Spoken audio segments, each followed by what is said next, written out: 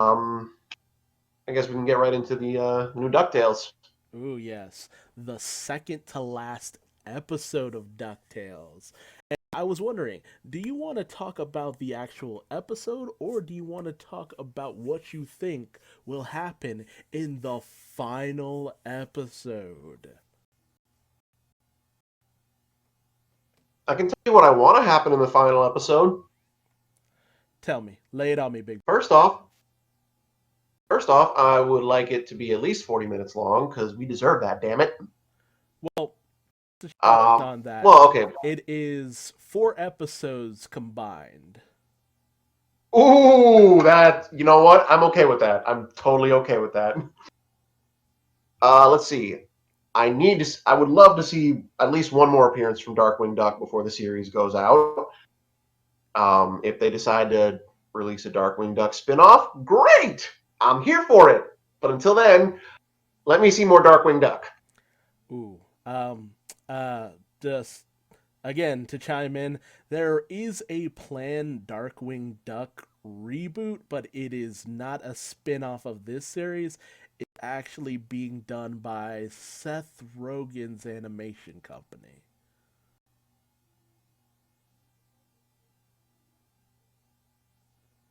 I'm not sure how I feel about that. I know. I know. I We won't get into it here. know. Maybe next week. Maybe next week. Um, well, I really hope I see more Darkwing Duck in the Ducktales finale. Really do. Uh, I want to see Gandra D rescued. I like this Yes. version of her, and I don't want her to be like kidnapped by Fowl and never seen again. I would just rather not be the case. I mean, at least ramps up the stakes for Gizmo Duck to just go in there guns a blazing. Well, You know, I would love to see that. Genuinely love to see that.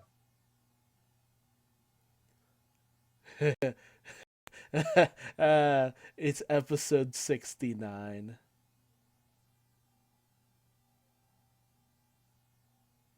Ah, beautiful. Sorry, just had to put that out there. Oh, I'm glad you did. Episode uh, 69. nice. Um. So yeah, Darkwing Duck, Gandra D getting rescued by Gizmo Duck going ham. Apart from that, I know they're not going to disappoint on that finale. Those are just the things I want to see the most. All right, I'll let you know what I hope. I'm looking forward to hopefully happening. Lay it on me. I want to see Launchpad crash a plane in such a fantastic way that it manages to save the day. That would actually be kind of fucking magical. Because let's be real, we haven't seen a lot of Launchpad in this past season. Like, not as much as we normally would.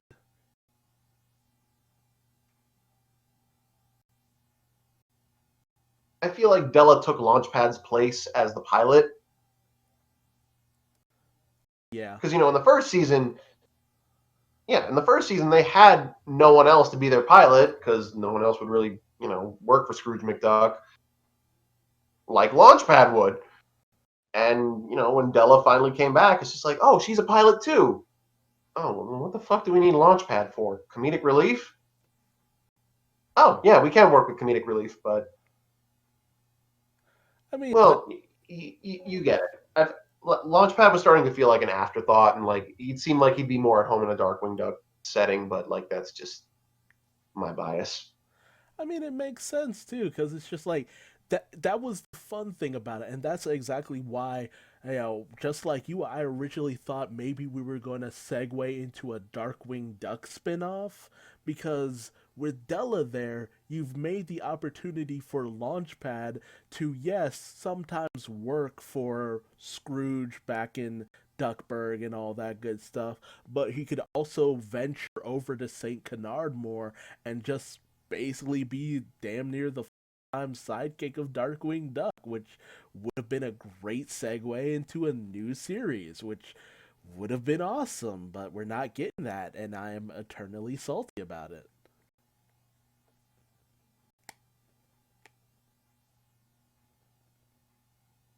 As to why, but we'll be here all night. Anyway, let's talk about the newest episode.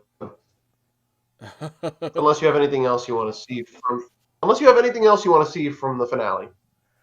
uh, just Donald going ham again. Maybe get the Don Cheadle voice back in there. Ooh, you know what'd be good? Donald and Daisy just kicking ass together. Oh yes. Ooh, and maybe a guest appearance by Goofy again, just because.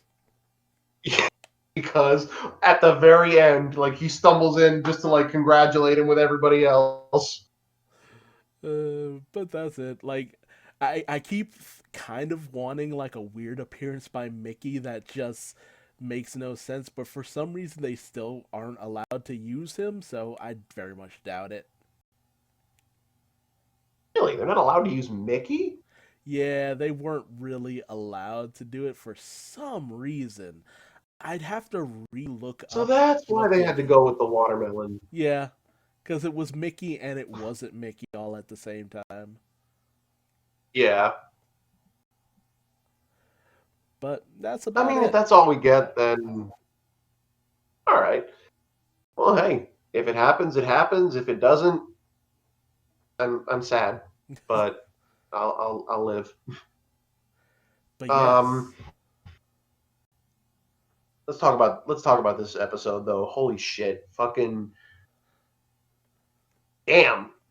I actually felt bad for Magica. Yeah, it was a very sympathetic situation, despite the fact that she brought it on herself. It was at the same time it was just kind of like, Scrooge, you could have done something, man. You didn't have to be that cold. Listen, with Glom Gold and the Beagles, they had no case. They really had no case. But with Magica, she had half a case, just half. Because, That like, yeah, was. Hmm? oh yeah, her, I mean, damn, dude, she turned her brother into a crow, and then Scrooge really could have just fucking stopped him. He really could have, but he was just like, nah, fuck you. I'm gonna take your money now. I'm busy running your pockets. Go get your own brother. And it was one of those situations where the argument really could have been made that had Scrooge maybe have taken that moment to help Magica, there was the possibility she might have been able to go down a better path, if nothing else.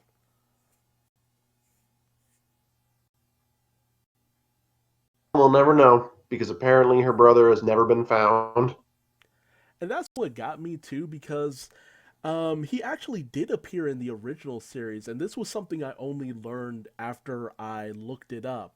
Like in the 87 version, yeah, Poe was there, but the difference was he could talk, he could speak, he could help her out, and Magica's whole thing was stealing Scrooge's number one dime, sometimes just for world domination, and other times to change her brother back.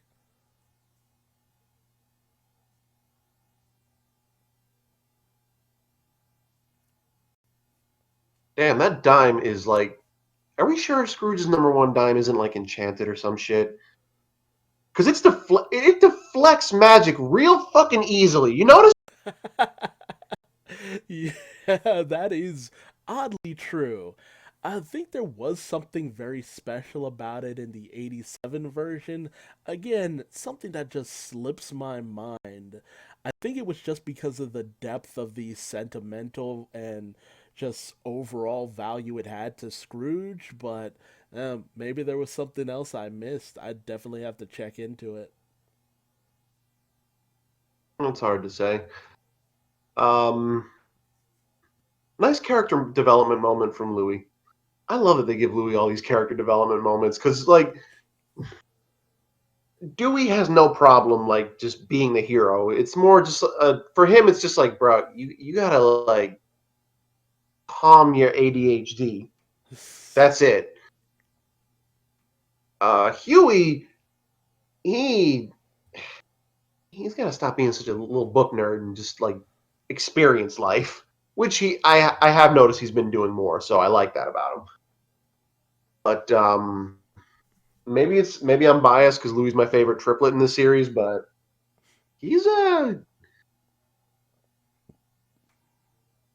like because his whole thing is like he's a smart ass little manipulator, but he shows so many genuine moments of heart that like I have a hard time like being mad at him like when he does like show like what a good person he can be.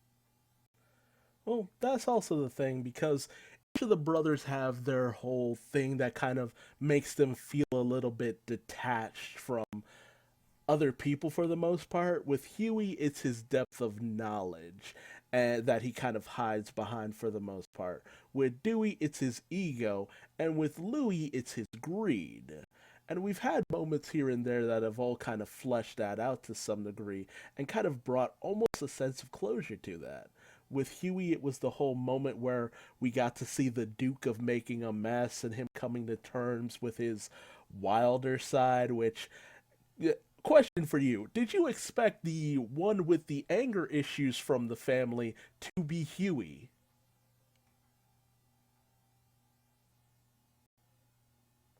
Really honestly think about it, yes. Just, um, just think about it for a second. He's the smartest out of his two brothers. Dewey is actively putting himself in danger and everybody else in danger all the time just because he's looking for thrills. And Louis, well, Louis is a greedy bastard, so he will almost always try and put together some kind of cockamamie half-baked scheme to get rich quick, which usually ends up endangering people's lives. And Huey, more often than not, is always trying to tell them, y'all, it just listen to what I'm saying because I know what I'm talking about here. Like I trust you, but this is not one of the times that I trust you. Well, they don't listen to him. Of course, Huey's got fucking anger issues. That kid is so pent up and like organized. Like the thing is, Huey definitely feels like the more mature brother of the three. Probably because I don't know, Donald really, you know, imprinted that whole practicality thing into him. But Huey, yeah, it makes perfect sense to me that Huey has the most anger issues just based on his personality alone. yeah, and not to mention, like, something that really made sense to me was because when we first saw that side of him in the infernal internship of Mark Beeks, where I think it was Louis who was basically trying to one up him for the internship for Mark Beeks. Dewey, it was Dewey, It was Dewey, okay. it was Dewey. And, Huey just started basically losing his shit over it. It was at that moment I was just like, Yeah, ah, there it is. But apparently it got to such an extreme degree because he keeps it so pent up. Like that was what that whole episode was. The split sword of Swanstantine or Swanstantine or something like that. Um, where he we got to see the result of him just keeping that so locked away. It just kept becoming more and more vicious, and it took, of all people, Lena to help him accept that side of himself, as not to basically probably explode sometime later on in his life. yeah. Jesus Christ, there would have been a point where Huey probably wouldn't have been able to have, you know, held back the Duke of making a mess. But yeah, it's actually really good that he managed to get in touch with that and just like embrace that side of himself. And really, Damn, children's cartoons teach us so much more than like actual programming aimed at adults. well, that's the great thing about cartoons is that they help kind of put a microscope to certain things that go on in your life or other people's lives that can kind of help them kind of realize or work through that situation, because you can see a bit of in it, which I always find a general thing that I just really love about animation or just storytelling in general. It can help you get through some actual real world shit.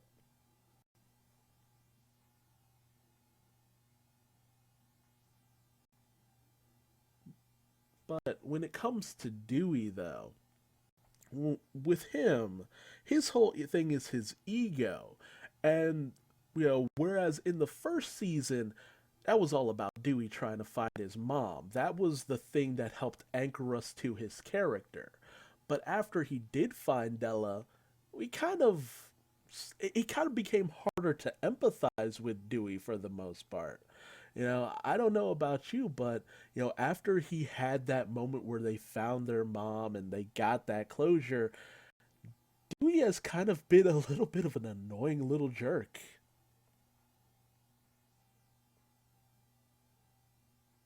Always an annoying little jerk. it's just that it's just that like he's an annoying little jerk with good intentions, you know? Yes. And like they keep touching on that like throughout the series. Like you remember the episode where they had to stave off Ragnarok and Dewey was just like he felt like so defeated when the crowd didn't even like him. Yeah, I think it was like Rumble at Ragnarok or something. Yeah. I think the whole idea, and it does come back to his ego, it's to cover up like a massive insecurity. Because when everyone in that crowd just started like booing him, he felt like you could see it on him. He just kind of like broke down, like, oh God, people don't like me. Why don't people like me? You don't really do shit like that unless you're deeply insecure. So It's very much I would middle imagine that child syndrome. Like, honestly, every middle child has that kind of thing going on where they are just, where they're deeply insecure, but they have to like, puff out their chest and have like a big ego to like, you know, garner attention.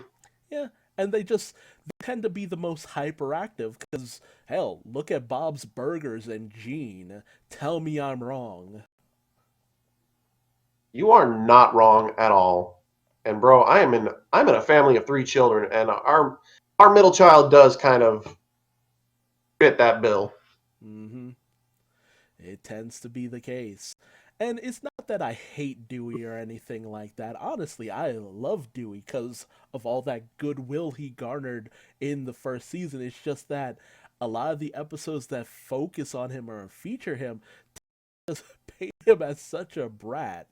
But I did like the Tailspin episode because it was finally that moment where Dewey had to accept that, look, it's great that you want to be a showboat, but if you have a talent for something, sometimes you just need to buckle down and just improve upon those skills. Be a showboat. Yeah. Because I mean, honestly, I could see Dewey flying a plane like in a ridiculously fucking, you know, aerodynamic, acrobatic kind of manner. It's just, he wants to go right to that when he needs to learn how to just steer a plane without fucking crashing it. So Launchpad the second. Which you could see that on Della's face half of the time. Like the moment they ran into Kit and the whole situation with Dewey, it's just like, I want to be a cloud kicker. And like that moment where you could see it's just like, oh God, he's going to become another Launchpad. I want to be supportive, but please don't do this. Oh god, that was so great. I loved Ella in that episode. She barely got that much attention in it, but when she had the screen time, she was just such a treasure. Like it's funny because Della's personality is one where she tends to be so hyperactive, but because she's a parent now, she has to be the responsible one in a lot of situations, and it's so obvious she doesn't want to be the responsible one. But when Donald's not around, she doesn't have much of a choice. Yeah, basically. And I do love how, like, they establish that as part of her character, because, like, they establish it when she first comes back. She tries to be like the cool mom, but the boys kind of found their boundaries with her. Louis especially. Mm-hmm. Like, damn, that season 2. Like, yeah, that was in season 2. Close to the finale, when like he threw that shade at her. It's just like, ooh, Yeah. like he wasn't wrong, but he was a little shit about it. So it's just like, ooh, Like that is that moment where if this was a different kind of series and Della was a different kind of mom, Louis would have been obliterated on the spot in that instance. yeah, yeah. She would have ended his life. There would be no green hoodie left. Like that's a full on mom takes off her metal leg and beats the child with it situation. Pretty much, bro. Shit. Oh man. And with Louis, bringing that up, I do love, like, it's easy to relate to Louis because he comes off as the most mature out of all of them. Again, a very common trait when it comes to three children. The youngest does tend to be the smart ass troublemaker who feels like they can get away with anything. Louise from Bob's Guilty. Burgers. And you Guilty. little shit. But seriously, like I do Ah, you love me anyway. I do love Louis and his conniving and cunning ways. And where he does kind of get one upped in certain situations. It's honestly kind of just fun to see those moments where Louis is just a little in over his head because it feels like the most teachable moment you could really have in a lot of situations.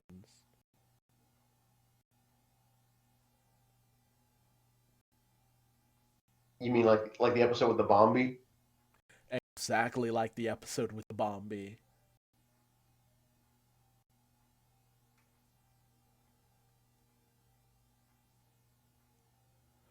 I mean, Louis, in general, Yes. he's a fun character.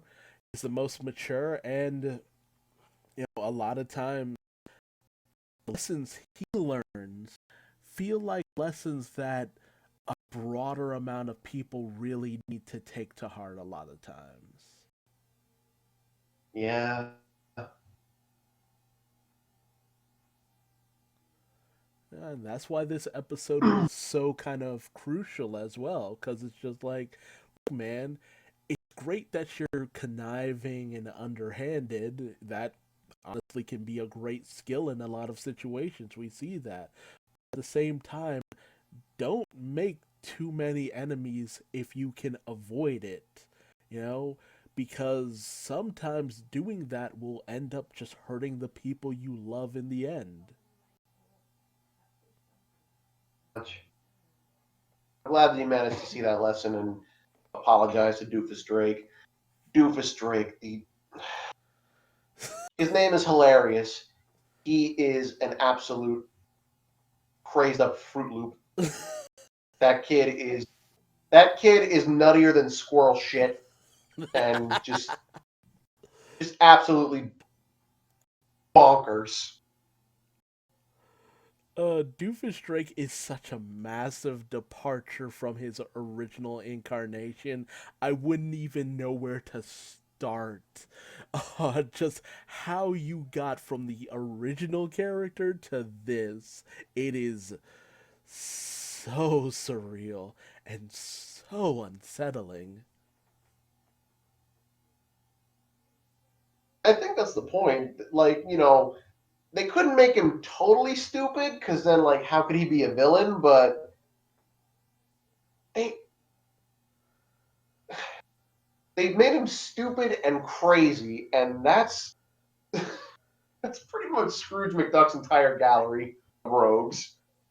Well, that's the thing that gets me too is the fact that Doofus-Drake in the original series, he wasn't a villain. He was the triplets' best friend.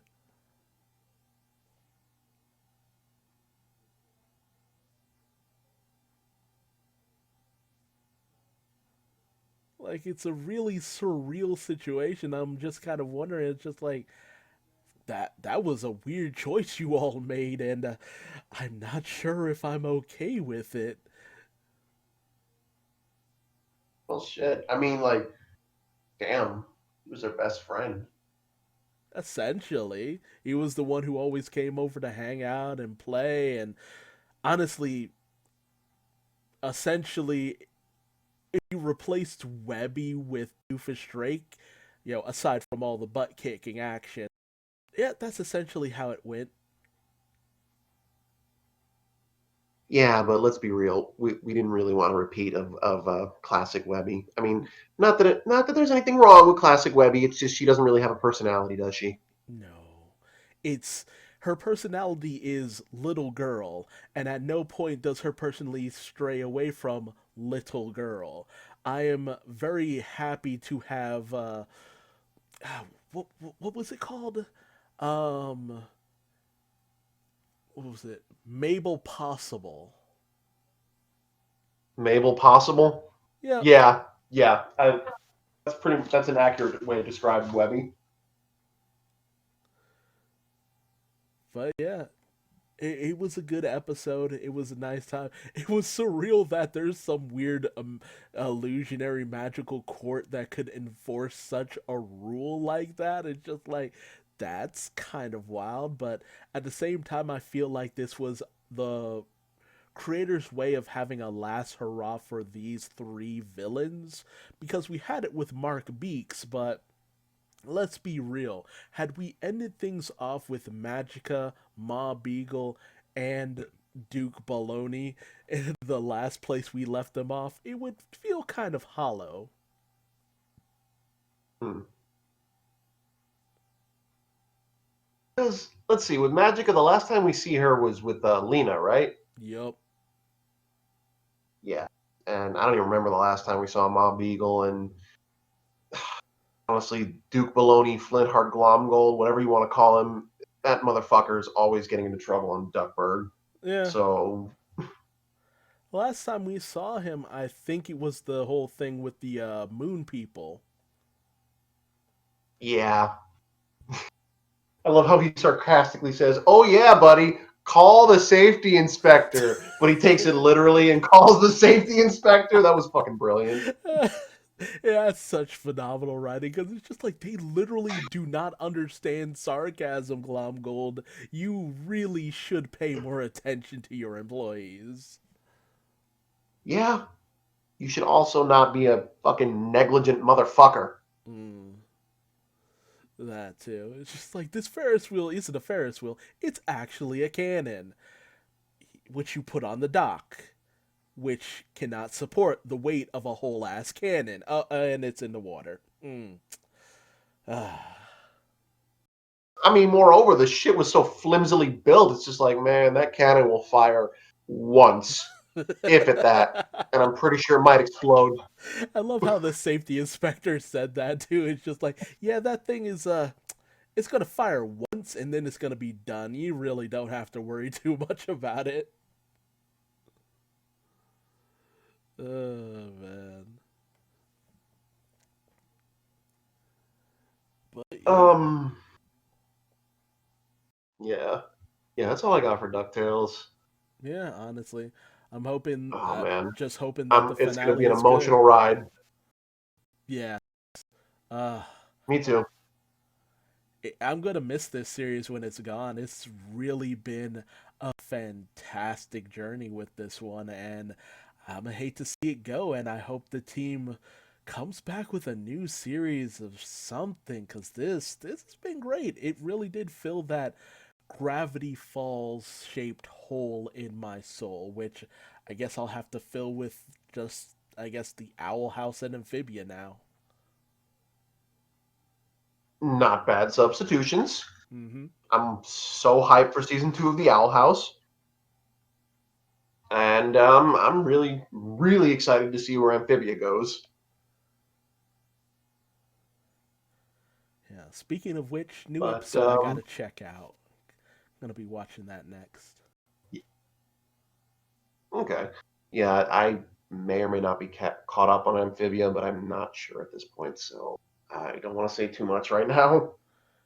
If nothing else, I'd say you probably aren't caught up because I think there was a massive break that they had. So wherever you're at, probably not much has happened at this point.